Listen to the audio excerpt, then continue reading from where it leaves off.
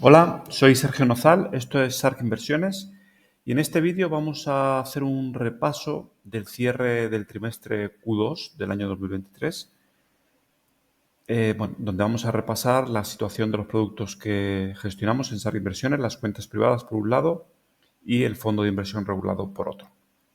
Bien, bueno, la agenda prevista, pues como en pasados cierres de trimestres, vamos a hacer un repaso a los vehículos, vamos a ver un poquito de cómo está la situación de mercado actualmente y por último cerraremos la presentación con el portfolio que actualmente pues, estamos gestionando y en qué estamos posicionados. Así que bueno, vamos a comenzar.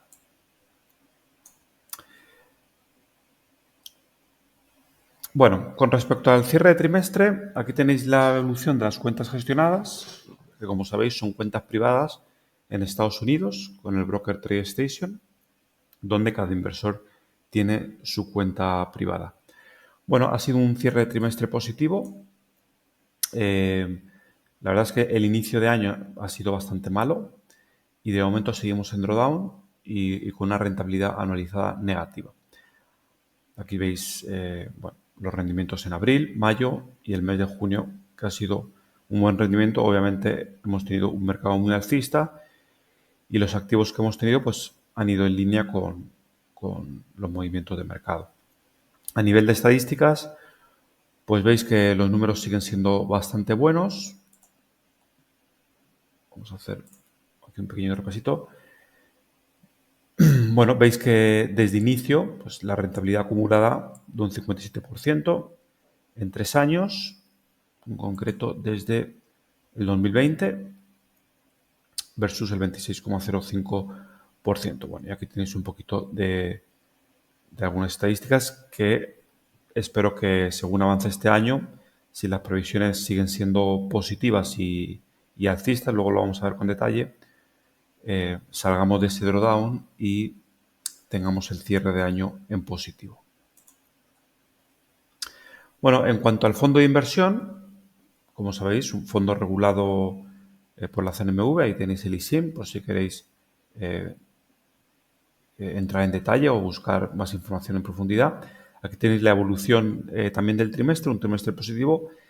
El sistema que utilizamos en Delfin Quant es exactamente el mismo que utilizamos en las cuentas, pero adaptado a la CNMV y con menor apalancamiento. Bien, por tanto, la volatilidad y los rendimientos van a ser menores.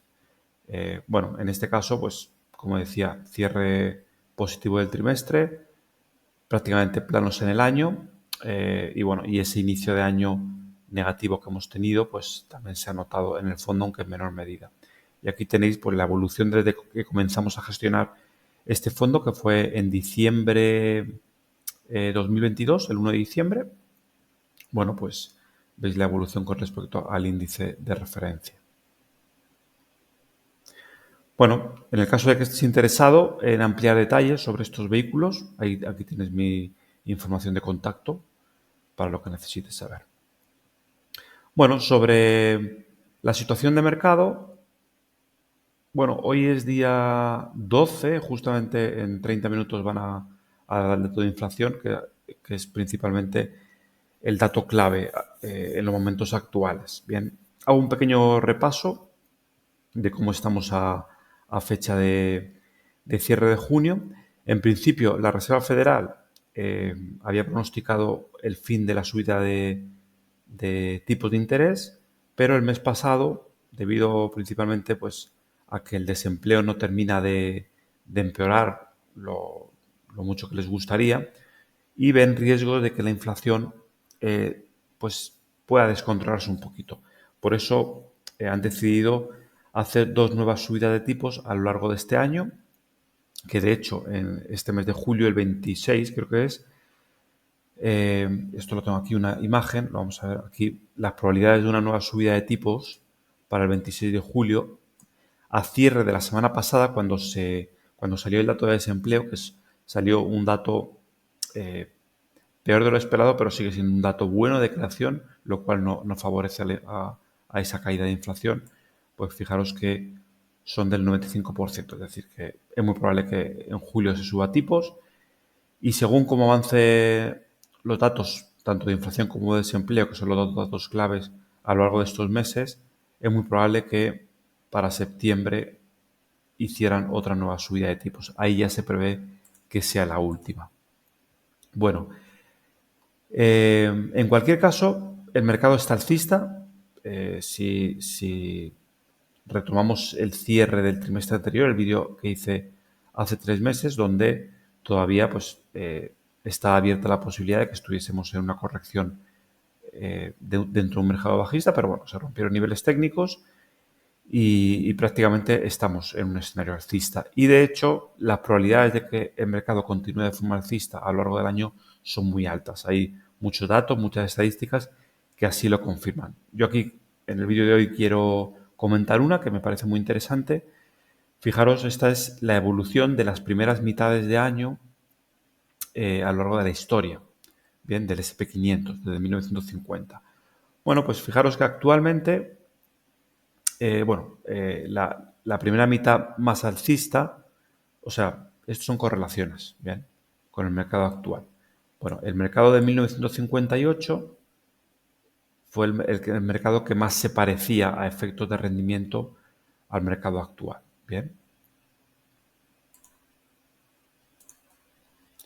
Y aquí tenéis esa comparativa, los diferentes años, la correlación de esos años con el mercado actual, es decir, los años que más se han correlacionado, que más se parecen. Veis que el 58, el 63, 54, pues tiene una correlación muy alta con el mercado actual. Veis qué pasó en esas primeras mitades de año, es decir, mercados muy alcistas, por encima prácticamente del 10%, y veis qué ocurrió en la segunda parte del año. Quitando 1975, el resto de años fueron positivos, tuvieron una segunda mitad de año positiva, de hecho, un retorno medio de casi el 12%, lo que nos dejaba en un retorno anualizado medio de casi un 30%. Bien, y luego aquí tenéis, pues, obviamente esto es solo a nivel de precio, y aquí tenéis evolución o situación económica de cada año. Por ejemplo, cómo era la evolución de tipos en ese momento. Actualmente, como sabéis, pues estamos en una trayectoria alcista. Bien, se parece a la del 63 o incluso a la del 95. Y no teníamos recesión. Que bueno, la recesión es otro tema también, como sabéis. Todos los indicadores están marcando pues, que la recesión es inminente, pero es una recesión que no llega. De hecho, se habla ya de oficializarse va a ser a inicios del 2024. Bien. Bueno, resumiendo, que todo apunta a que el cierre de año va a ser alcista y vamos a tener una segunda mitad de año alcista. Lo que no significa que desde aquí a diciembre pues tengamos alguna corrección, algún drawdown. Históricamente en esta situación no deberíamos tener drawdown más del 5 o del 6%. Bueno, y aquí tenéis la proyección del año actual, que sería esta línea negra. Si guarda esa correlación, en este caso la han comparado con 1995, que hizo que la línea azul, bueno, pues que es una correlación alta y que el entorno económico, desde un punto de vista de ciclo de tipos de interés, era similar. Bueno, como decía, el mercado está en situación alcista. Hemos tenido una primera parte del año muy alcista. Y bueno, y aquí lo único negativo es que entramos ahora en una parte o en un entorno estacionalmente débil. Os recuerdo que este año es el año previo al ciclo electoral y bueno, y aquí lo tenéis en azul, lo que tiende a hacer el SP500, bueno, en este caso es el Nasdaq, pero el SP500 prácticamente es igual, en este entorno entre mitad de julio y finales de octubre. Bueno, un entorno lateral, propio de la estacionalidad de mercado, pero que hay que ver cómo evoluciona el precio, porque que históricamente entremos en un entorno o tengamos aquí un patrón estacional lateral no significa que el precio pueda comportarse con más fuerza o con menos. Bien, eso no va a dar pistas para ver, bueno, la fortaleza de este mercado. Bien. Y bueno, y como decía, dentro del ciclo presidencial de 4 años, el año que viene son años de elecciones, actualmente estamos en el año preelectoral y bueno, y el promedio, pues lo vemos en esta gráfica, que desde mitad de julio hasta fin de octubre, pues tenemos cierta debilidad de mercado. Un mercado pues muy lateral para continuar subiendo a lo largo del próximo año.